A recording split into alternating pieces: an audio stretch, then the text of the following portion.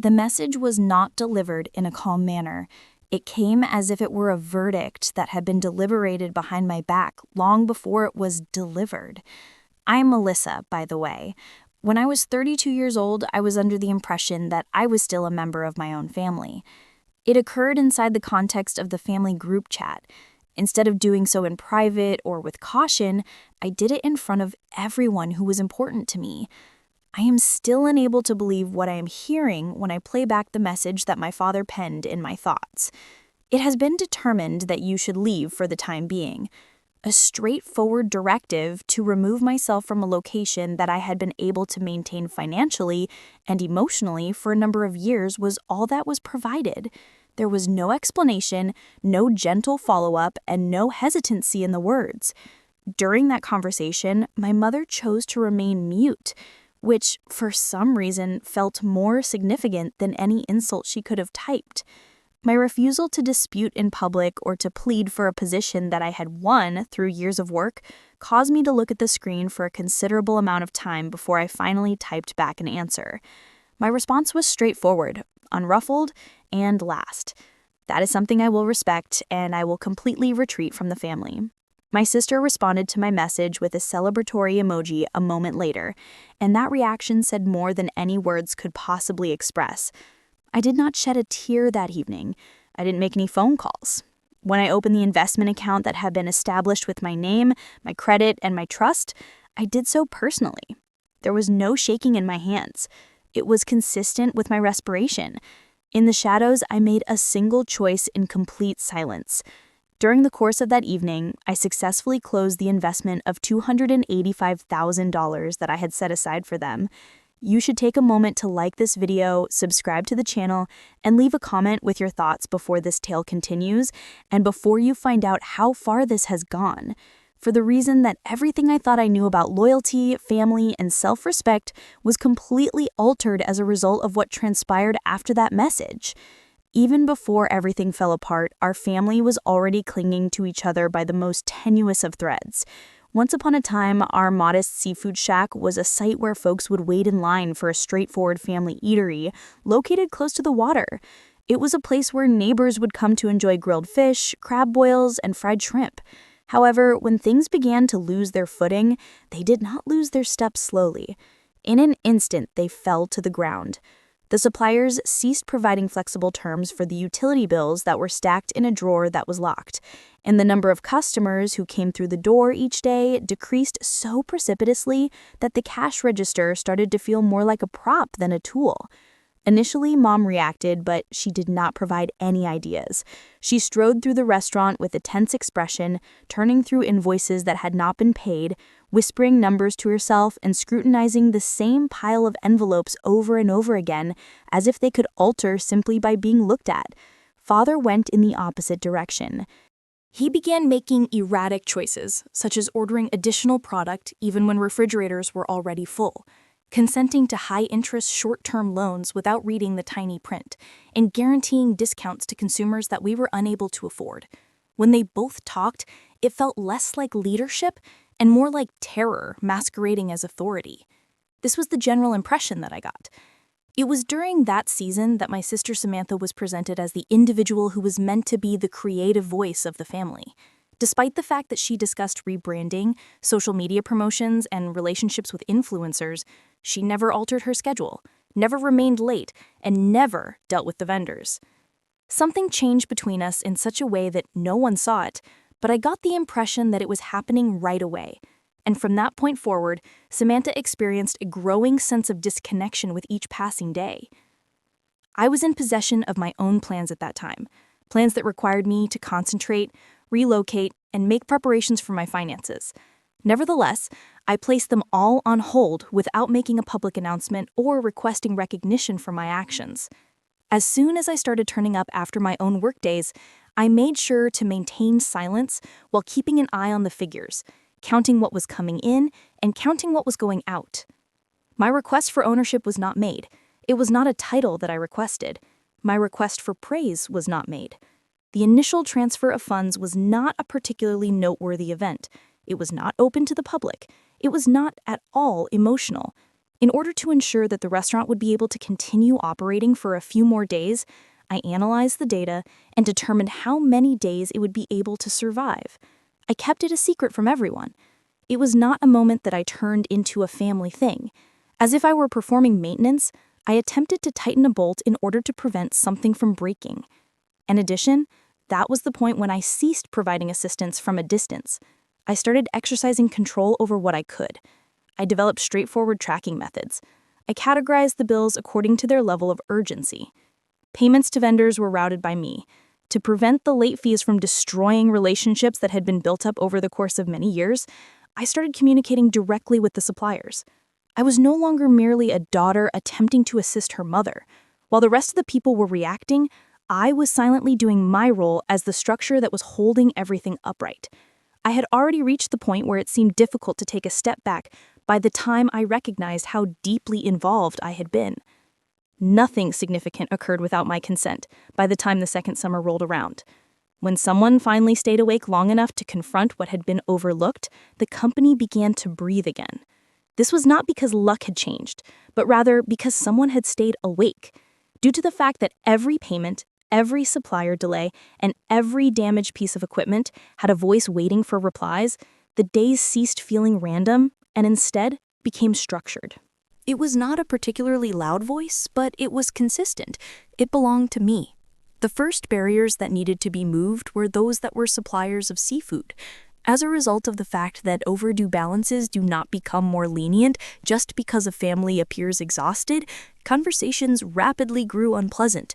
The ability to communicate without apologizing, the ability to purchase time without offering lies, and the ability to explain real numbers without letting them scent weakness are all skills that I have acquired. In spite of the fact that extensions were not freely distributed, they were earned one signature at a time following lengthy phone calls that depleted more energy than any physical labor could ever offer. Contracts for kitchen equipment became another battleground for dispute resolution. Stoves that need repairs and freezers that were constantly breaking down. Rental businesses that have ceased believing excuses are a good thing. The documents were altered. Penalty clauses were pushed to their limits. Fees for overdue payments were extended to include more time. I had to maintain my composure throughout every interaction, even when my hands were clenched. In order to reach every agreement, I had to exert pressure, even when my voice remained calm. Debts did not vanish, but they did stop expanding in an uncontrolled manner. All of the former balances that were avoided by everyone were compiled into distinct lists. It was no longer the case that numbers were adversaries hiding in folders. Rather, they became difficulties that were standing there in front of me. I stopped seeing my financial situation as if it were a storm that would pass on its own, and instead began handling it as if it were a broken pipe that required someone to operate the valve. Everything was different after that transformation. There was no disappearance of Samantha throughout this time period. Her presence was felt in the stories and updates she shared with others, in the smiles she displayed whenever cameras were in the vicinity. Although her hands were not touched by work, she was frequently exposed to visibility. Her name was mentioned in a number of compliments. There was a sense that she was the one asking the questions.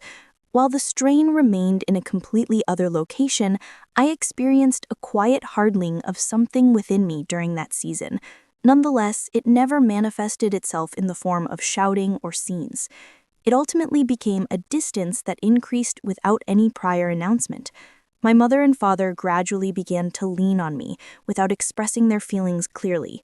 A number of decisions began to be made on my side of the table without anyone explaining the reason for this.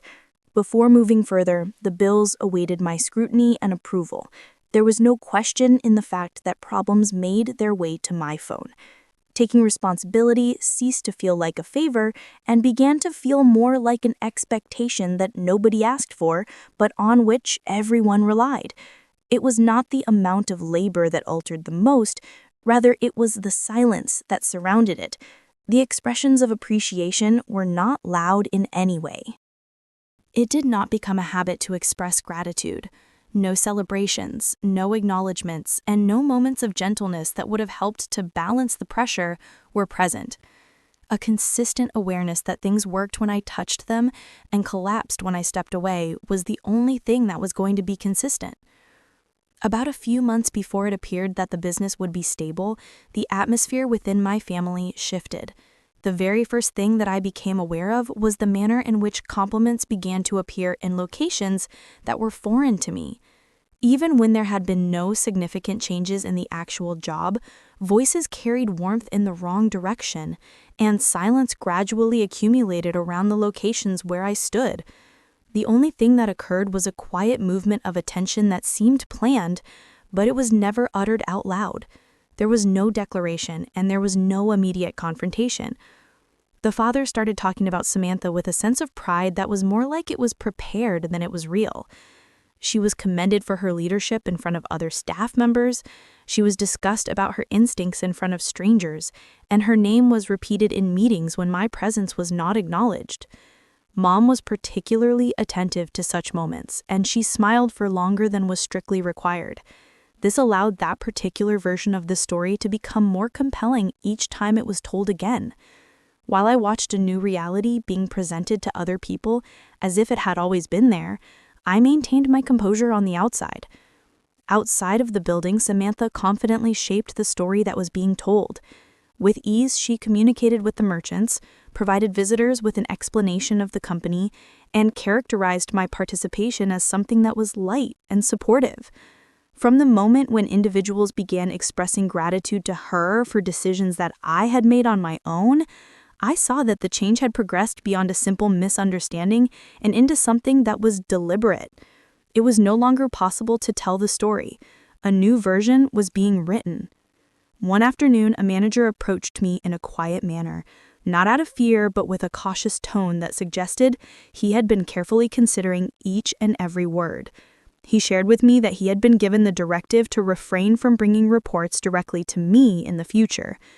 It was disclosed to me that discussions regarding changes to the structure had already taken place without my knowing. He implored me to have patience, despite the fact that I felt that patience was pointless when space was being taken away without my consent. Without any conscious effort, the truth was able to be found in the storage space that was located behind the kitchen. As I made my way through the tiny aisles, I heard voices floating freely, as if they were content with their seclusion. My name was uttered coolly and without affection. In my role, I was labeled as being emotionally unneeded and temporary. Not because they were loud, but because they were calm. Each syllable pressed deeper than fury ever could. This was not because they were loud. However, I did not interrupt. I apologize for the error. At the same time that everything I had constructed was being diminished through murmurs, I did not defend myself, and silence encircled me throughout this time.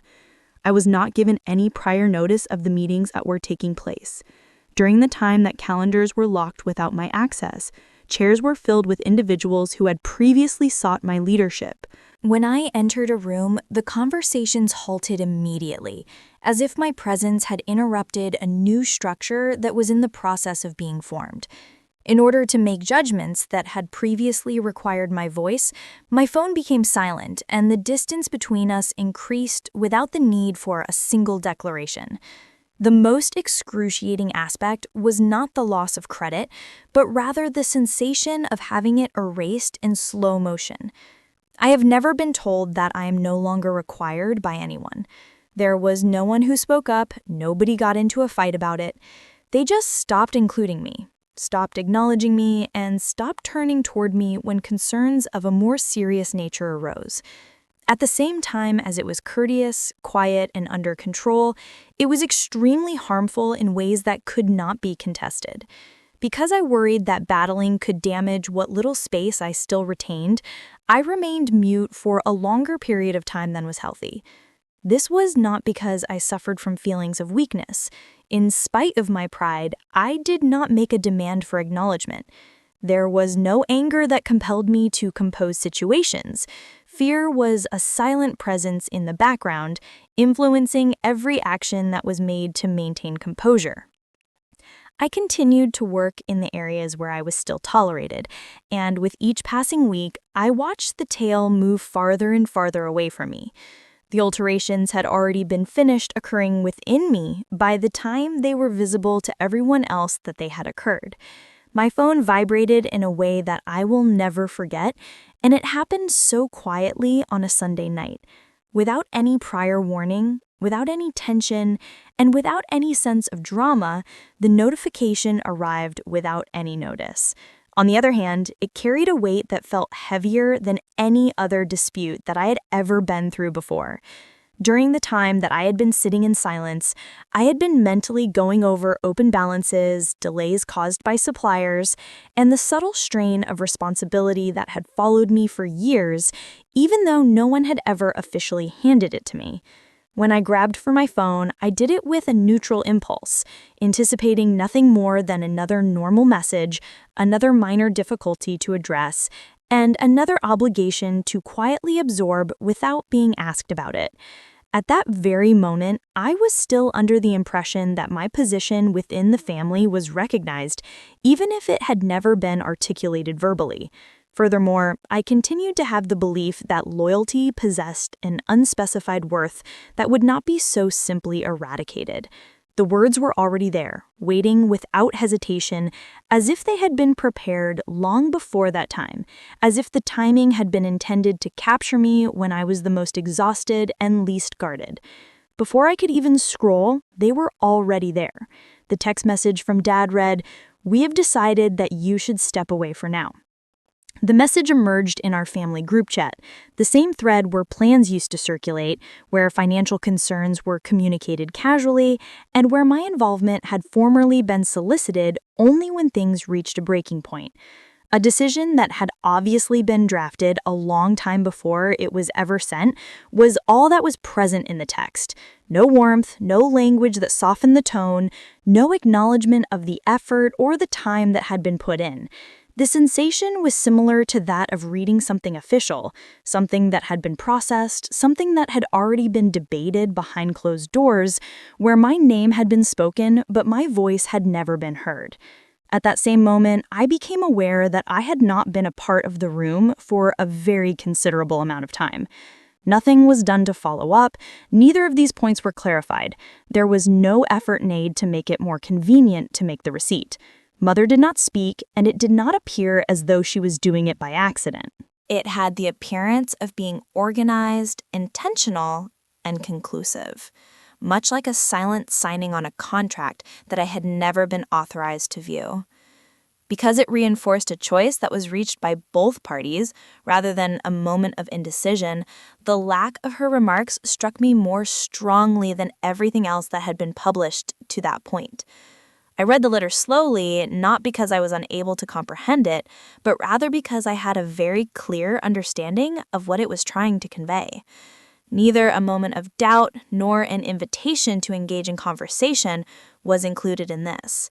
I was never permitted to be authorized quietly and delivered without any hesitation, but this was a choice that had already been made and was already in place.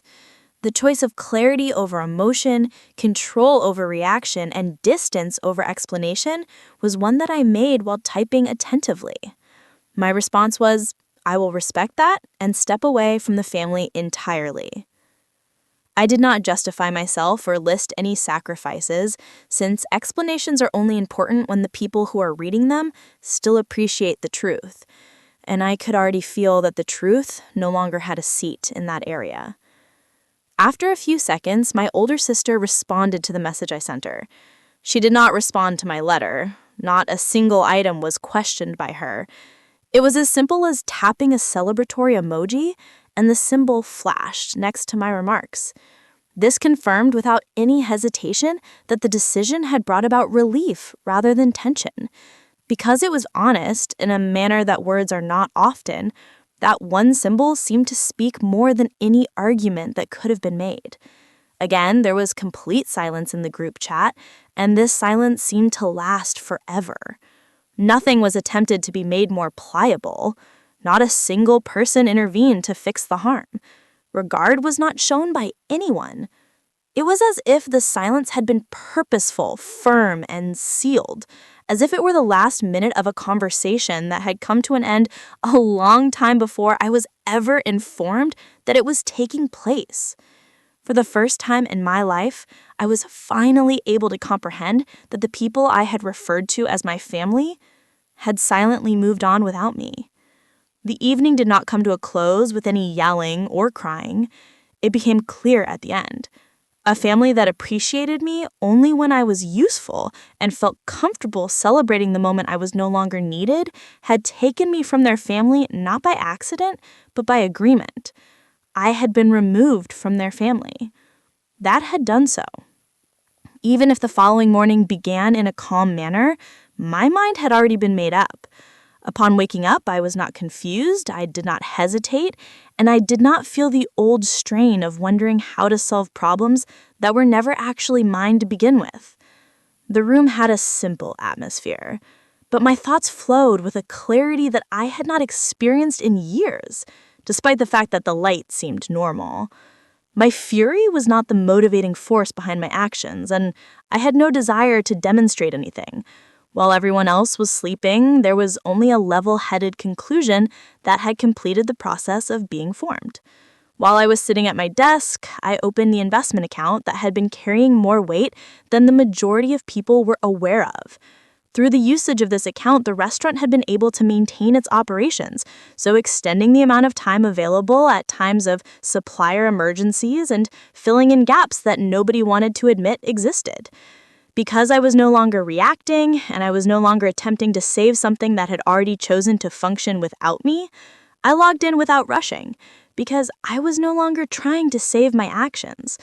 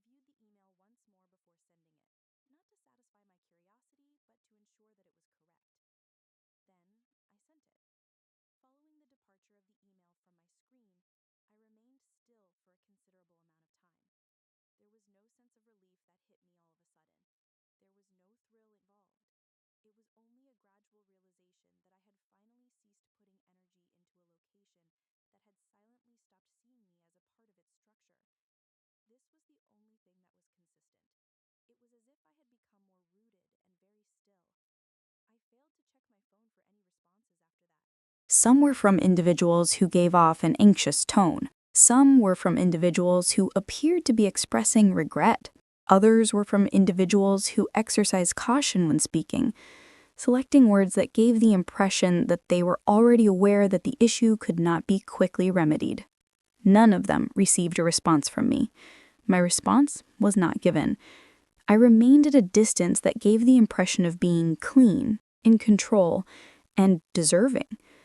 Both mom and dad stopped making appearances in the internal interactions that had previously felt like second nature. During their private conversations, my parents no longer sounded as if they were certain. Control went from authority to damage control, and even that felt unstable enough to be taken seriously. Samantha found herself in the position of having to answer questions on her own, carrying a level of responsibility that she had never anticipated being able to handle without support. As the week came to a close, the company's internal conditions no longer appeared to be in a healthy state. It appeared to be exposed. It appeared to be vulnerable. It appeared to be something that had lost its genuine foundation an extended period of time before anyone became aware of what was missing. Despite the collapse, I did not celebrate it. From the unraveling, I did not experience any sense of satisfaction. My mind became clear. The repercussions do not come with a big bang. They arrive at a time when it is completely difficult to ignore the stillness. After a month had passed, I finally experienced a sense of stability in my life. Instead of waking up to check updates or review communications that were never intended for me, I stopped doing both of those things. For extended periods of time, my phone remained silent, and the quietness I experienced seemed more like it had been earned than it was empty. It seemed as if my mind had finally come to terms with the fact that tranquility did not require permission to be granted, and the distance that I had built started to feel effortless. Initially, Mom attempted to call. After appearing on my screen in the wee hours of the morning, the number remained there for a brief period of time before disappearing after I decided not to pick up the phone number. In the later part of that week, Dad left a message that sounded cautious, measured, and foreign to the listener. This time around, there were no demands made in their attempts. There were no assumptions made, and there was no pressure. There was only hesitancy, which was covered with a polite tone that had never been required before. In addition to requesting a meeting, my parents recommended that we have a private conversation and provided some words about rebuilding and beginning over without specifying any restrictions. I was asked by the family if I would be willing to consider returning, a gesture of unification that sounded better in theory than it ever had in reality. They called it a chance to return, a way to fix things. As well as statements about the errors that were committed, there were assurances of respect. A number of invitations were sent to sit down and talk about the roles. Assuming that I would consent to participate in the situation once more, there were ideas that everything could be brought back into equilibrium. Without being angry, without engaging in dispute, and without hesitating, I just declined each and every form of the offer. I made the decision to organize my days in a different way. I developed routines that were only responsive to my own expectations and the time that I had available. I established accounts that were solely mine, and I ensured that my financial matters were kept apart from any and all forms of joint authority. Because my choices were no longer subject to approval or explanation, I experienced a sense of stability rather than recklessness in my freedom. Efforts became crystal clear. Personal growth became a reality. Instead of being something I pleaded to be preserved, stability became something I generated for myself. I stopped determining my value based on the roles I played in my family or on outmoded expectations. As soon as I stopped standing in places that needed performance, the desire to demonstrate my worthlessness began to ebb away. The best way to describe the quieter state of my life is to say that it became filled with predictable routines, honest work, and outcomes that were fully under my control. As if my mind had finally been given the space to breathe without the fear of being interrupted or corrected, even my thoughts started to slow down. Through this technique, I was able to acquire a significant knowledge, and the lesson remained straightforward. The setting of boundaries is not an act of defiance. In particular, they're acts of self-respect and survival, particularly within the context of family ties where emotional history frequently takes the place of accountability. You are not giving up on people when you make a decision to draw a line. When you safeguard the part of yourself that enables you to live a life free of resentment, fear, or unseen debt, you are protecting that part of yourself. It is only when you stop seeking affirmation from individuals who are solely concerned with access that you will find true peace. In the event that you have remained with my narrative up until this point, I would want to express my gratitude for your attentive understanding and sincere heart. Even though most stories never mention it, your time and attention are more important than you might think. If you were moved by this event, or if it brought back memories of anything personal to you, please share your thoughts in the comment section. I have read them. They have my respect. Remember to give it a like, subscribe to the channel, and stay connected for more real-life stories as they come.